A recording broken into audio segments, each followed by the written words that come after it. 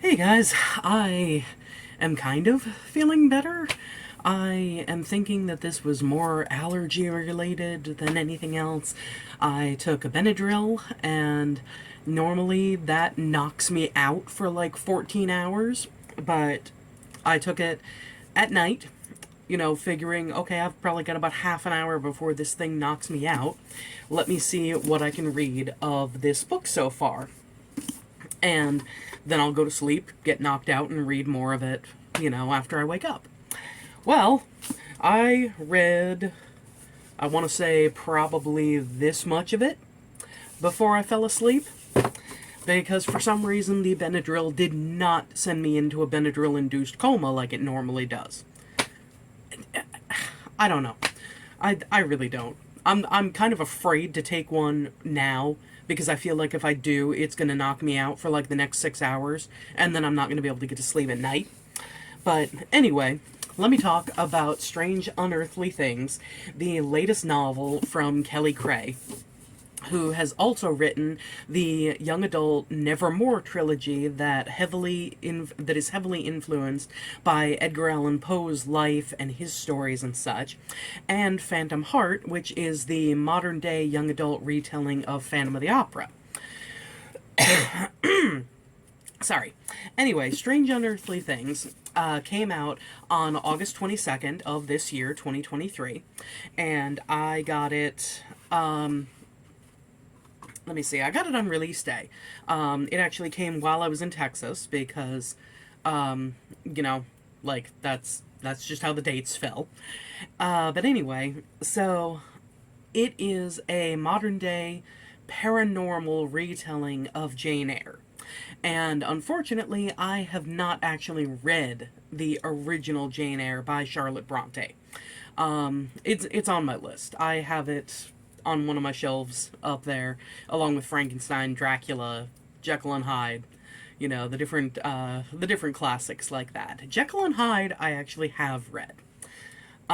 Quick, you know what? Quick tangent. It is actually really depressing how many books were assigned throughout the English classes that I took in college that I did not read. And I can explain why. When I was growing up, my dad would show me different movies, and it was never a, hey, do you want to watch this? No, not really. Oh, okay, and then we move on. No, it was, hey, I'm putting in this movie and you're going to sit here and watch it with me whether you like it or not. Now, granted, that has given me some of my all-time favorite movies. It gave me Young Sherlock Holmes, it gave me Singin' in the Rain, Mary Poppins, Who's Minding the Mint, Adventures of Baron Munchausen, Awakenings, whole bunch. But because of how he went about it, I hate being told, oh, hey, you've got to watch this, or hey, you've got to read this. And unfortunately, that's extended to being assigned things in class. It's not that I couldn't read these things quickly enough as we go through them in class, it's that I hate the whole assignment of you have to read this for class. So many times, I just didn't. I would read different sections when we were talking about whatever passages in class, and I would be contributing to the conversation because I'm good at piecing together different context clues and stuff like that, and just, analyzing different passages through reading them really quick. I don't know if you can hear that in the background, but that is my cat meowing because he wants attention or food, or both. I'll let him in here in a little while. Anyway, so many of the different novels that were read in class, by the other students, I read but didn't really read. So, yeah, I do have all these different classics on a shelf in my room to read in the future. Jane Eyre was actually never assigned in any of my classes. My dad described the plot of it at one point when I was about 10 years old or something like that, but I don't really remember much about the original story. Anyway, so I actually have a little bit of a history with this author. In about 2010-ish, I took a class because I did not do a linear college experience. I took a few classes here and there after high school and then was working and then, went back a few years later with a few more classes, etc., until I got my AA and then BA. Well, in 2010-ish, I was taking a young adult literature class where we were reading young adult novels. Only one of which I already owned, which annoyed me because it's like, all the young adult novels that I had, like, really? I only had one that... Anyway. So, one of the assignments was, it had to do with something with an author, or I don't know, maybe it was just the final paper thing, and I asked her, hey, can we contact an author if possible to get, whatever information from them, ask them questions, stuff like that. So, in any case, whatever the circumstances were, I emailed Kelly Creagh at the beginning of the semester, and I explained the class that I was taking, and I sent her, these 10 questions.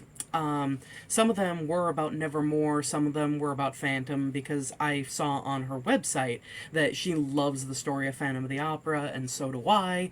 Mine is more the Andrew Lloyd Webber bend, and hers is the Gaston Leroux original novel, but still, it's Phantom.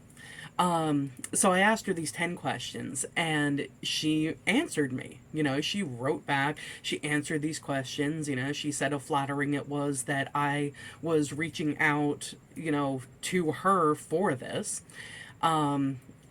Because let me see, before I had taken this class, or maybe towards the beginning of it or whatever, I had gone to New York. And I was in the Union Square Barnes & Noble. I don't remember what I was in New York for. But anyway, I found Nevermore, the first book of the Edgar Allan Poe trilogy. And it was a choice between that one and another book. And I can't remember. I don't think I got Nevermore then. I think I wanted to get the other book. But I was like, you know what? I gotta remember this frickin' book, because I saw Nevermore and I was like, that's gotta have to do with Edgar Allan Poe. That must. And I want it. So it was only after I got back home and I went to the Barnes & Noble local to me that I found Nevermore and I bought it. At least I'm pretty sure that's how the sequence of events went. And so, 2010, I had a Facebook, but I didn't really do anything with it at that point. But as I started getting more into Facebook and everything, I found out that Kelly Creagh was on Facebook. And I friend requested her, and she friended me back. And we've actually spoken over Messenger at a few points. And so, it's been kind of cool. She has not given me any kind of, heads up about, oh, hey, this is the writing project I'm working on, or anything like that. I don't have that kind of relationship with her. I'm not privy to any inside knowledge. But it is just pretty cool to be able to talk to this author, whose books I have collected and will continue to collect. So, Strange Unearthly Things. Like I said, young adult, modern day, paranormal retelling of Jane Eyre. And while I can't compare it to the source material because I haven't read that or seen any of the movies or anything, I really liked this one. The only thing that I can complain about is in the first couple of pages. Yeah, literally page 4. Night occupies the skies we fly through, and thousands of miles below the Atlantic churns, as do the lightning-illuminated clouds outside the little window. Now, she's on a plane. She's flying to England. Thousands of feet below, maybe, but thousands of miles? How was this not caught? Planes don't get that high.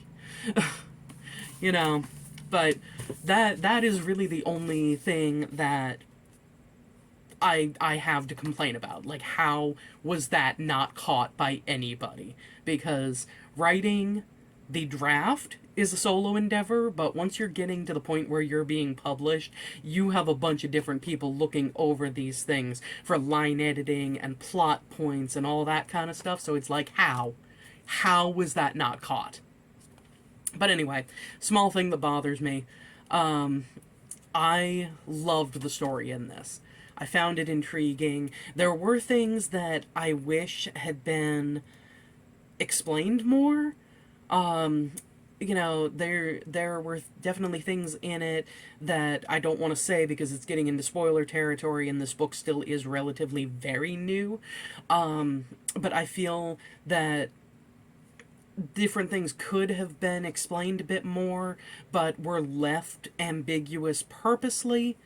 Or there were things that were outright stated but not expanded upon that could have been, which would have been nice to have those explanations. But at the same time, the ambiguity works. It doesn't take away from the story that there isn't that expansion of explanations. And I don't know, just all in all, I love what she did with this. One of the things that I did like about I have problems with Phantom Heart. One day I'll reread it and probably do a video about it.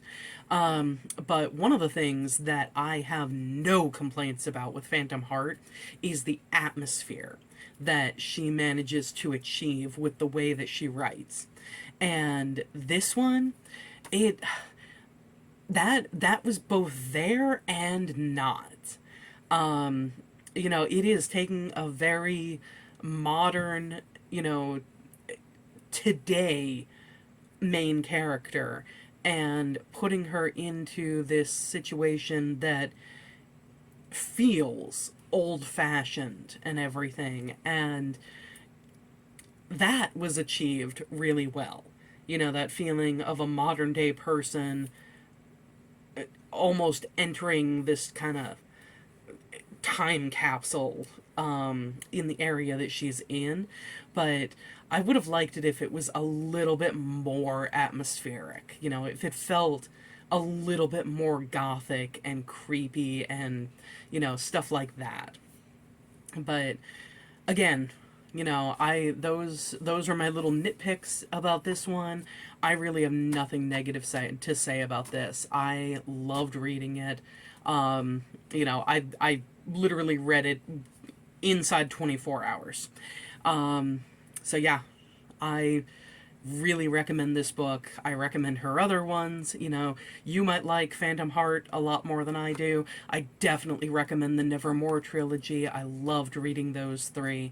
And watch out, when did Phantom Heart come out? I think Phantom Heart came out in 2020, 2021, something like that. So, I don't expect another book from her for another, year, 2, 3 years. But watch out for when she does release another one. And watch out for this name. Her last name is not spelled how it sounds, but it is Kelly Creagh, but it is spelled Creagh. So watch out for her books because they are absolutely worth the read. Thanks for watching, and I will see you next time, guys. Bye.